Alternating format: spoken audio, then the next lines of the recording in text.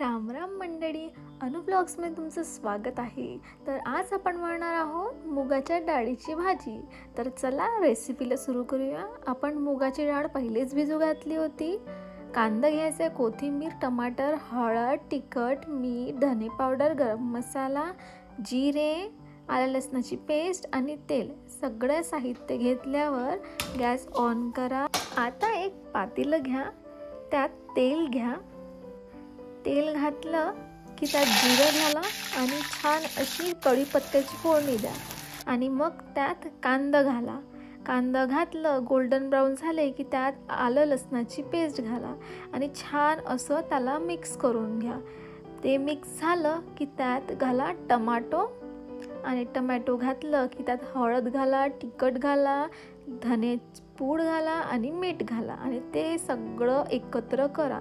ते छान मिक्स झालं आणि त्याला मस्त असं तेल सुटलं की त्यात घाला मुगाची डाळ। मुगाची डाळ छान भिजली गेली आहे आणि मग ते छान टाकलं की त्याला छान मिक्स करा। आता त्याला छान असं झाकून ठेवून द्या, तेही 5 मिनिटं।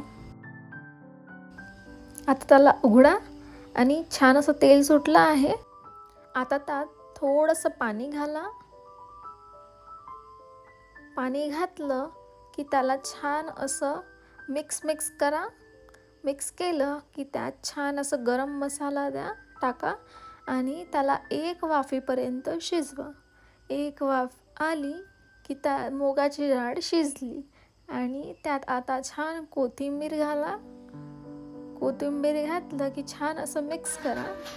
त्याला छान असं तेल म्हणजेच तरी सुटलेली आहे। तर आपली मुगाची डाळीची भाजी तयार झाली। रेसिपी कशी वाटली नक्की कमेंट करून सांगा। लाईक, सबस्क्राईब, शेअर करायला विसरू नका।